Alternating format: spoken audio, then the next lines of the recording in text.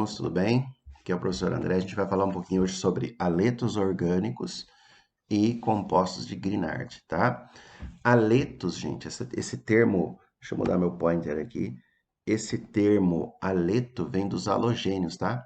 Aqueles elementos que estão lá na família 17 da tabela periódica, tá? Os principais representantes dos haletos são esses quatro aqui, ó.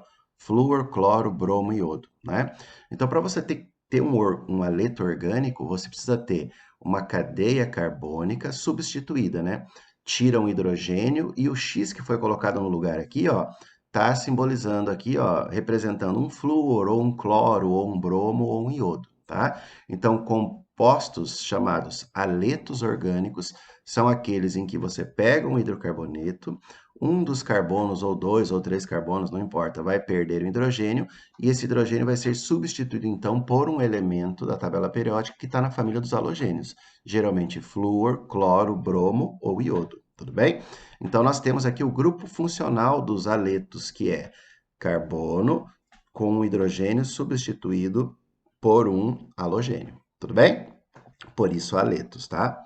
Eles podem ser classificados de quatro formas, tá? Aqui tem três, a próxima tela tem a quarta forma daí também, tá?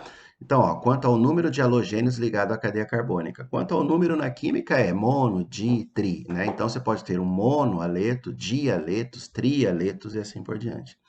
Quanto ao tipo de halogênio presente na molécula, pode ser um flúor, então vai dar um fluoreto, pode ser um cloro, vira um cloreto, pode ser um bromo, vira um brometo, pode ser um iodo, vira iodeto, e assim por diante, tá?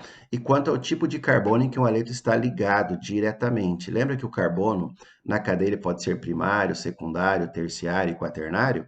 Aqui nos haletos nós vamos até o terciário, porque um carbono quaternário já está ligado com quatro carbonos, não tem hidrogênio para substituir, né?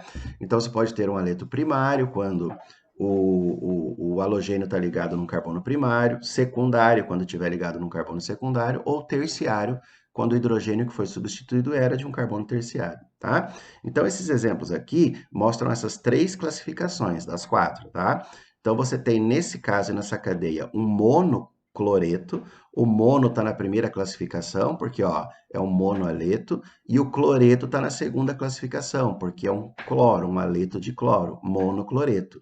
E ele é primário porque esse cloro foi substituído num carbono que está ligado a só um carbono, certo? Então é um monocloreto primário. Nesse exemplo aqui de baixo, ó, nós temos também um mono, porque é só uma substituição, brometo, porque é o bromo, só que é secundário, porque esse carbono está ligado a dois outros carbonos, tá vendo? Aqui nós temos um monocloreto também, porque é só um cloro, mas que foi substituído, né, no lugar de um hidrogênio de um carbono ligado a três carbonos. Então, é um monocloreto terciário, tudo bem? E aqui nós temos, olha só, um dicloreto, que está ligado aonde, gente? Num carbono secundário, ligado a um, dois carbonos. Então, é uma classificação bem simples, desde que você lembre lá das cadeias de carbono primário, secundário, terciário, né? Os prefixos mono, di, tri, que geralmente não passam disso, tá? E também saber que os aletos, né, a terminação aí, ó, essa terminação dos aletos vai ser incorporada a cloro, virando cloreto, a bromo, virando brometo e assim por diante, beleza? A quarta classificação que ficou faltando está aqui, ó, quanto ao tipo de cadeia carbônica. Nós temos a cadeia carbônica que pode ser o haleto de alcoíla ou alquila, que é quando o halogênio, cloro, flúor, bromo, iodo, estiver ligado a um carbono saturado, que só faz ligação simples, de uma cadeia aberta, não vale para cadeias fechadas, tudo bem? Como em todos os exemplos anteriores, ó, aqui são todos carbonos saturados ligados, né? Todos carbonos saturados, ó, e as cadeias são abertas, tudo bem? E a gente tem o haleto de arila. Arila é quando o halogênio estiver ligado diretamente ao anel aromático. Se for uma cadeia de aromática e tiver um haleto substituindo, é um haleto de arila. Tudo bem? A nomenclatura, gente, é bem simples, tá? A nomenclatura, ó, segue esse padrão.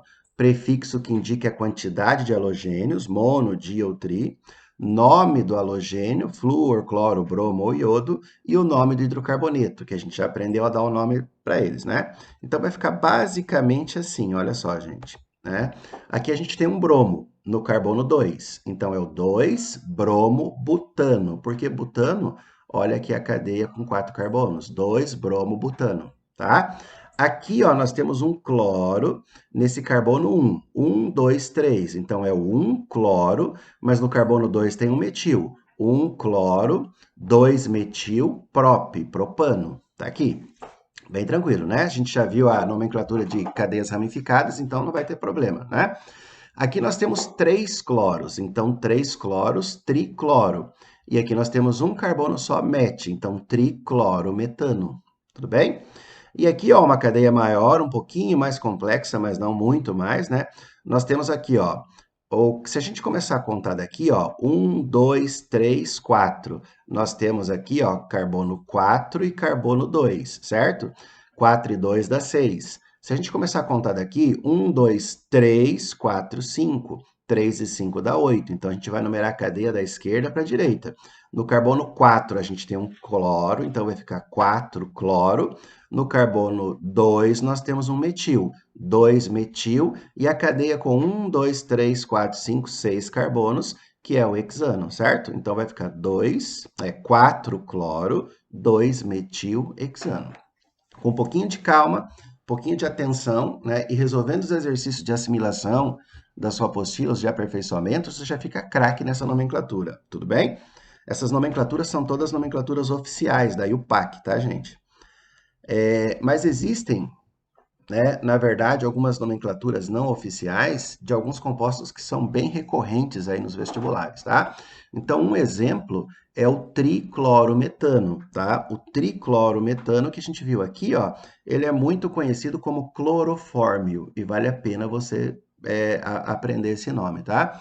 Ele era muito utilizado antigamente como anestésico, né? Porém, descobriu-se que ele podia causar parada respiratória e danos irreparáveis ao fígado, por isso deixou de ser utilizado, tá? Então, ele colocava o clorofórmio num paninho, né? Colocava ali na pessoa, ó, ela respirava, ela apagava e daí era feita a cirurgia nela. Mas o clorofórmio é o triclorometano, tudo bem? Outros bem recorrentes, o Enem adora cobrar algo sobre eles, né? Que são os clorofluorcarbonetos, também conhecido como freons, os CFCs, tá? São formados por moléculas do tipo metano e etano, né? E seus átomos de hidrogênio são substituídos por cloro e flúor. Então, são várias combinações diferentes que a gente pode ter, tá? Nós temos CFCs como, ó, CCl3F, substituir os 4 hidrogênios do metano por 3 cloros e um flúor. Daí existe nome comercial. Você não precisa se preocupar com esse nome comercial, tá, gente?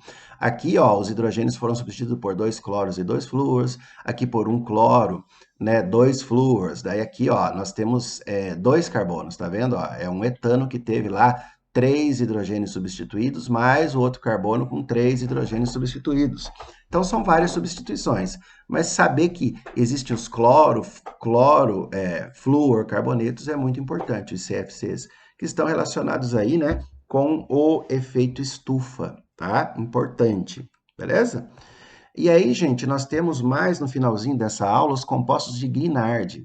Os compostos de Grignard é quando a gente tem basicamente, ó, uma cadeia carbônica, né? E agora o hidrogênio vai ser substituído por um halogênio que está preso ao magnésio. Então a gente tem, além das ligações covalentes da cadeia aqui, ó, da cadeia de hidrocarboneto, nós temos aqui, ó, um halogênio ligado ao metal. A gente tem uma ligação iônica aqui. Por isso que uma das características é apresentar na estrutura ligação covalente e ligação iônica. Tá vendo? Que vai ser do halogênio com magnésio. Em geral, aqui são características gerais, tá? Em geral, são muito densos quando comparados com a água, são substâncias extremamente tóxicas, né?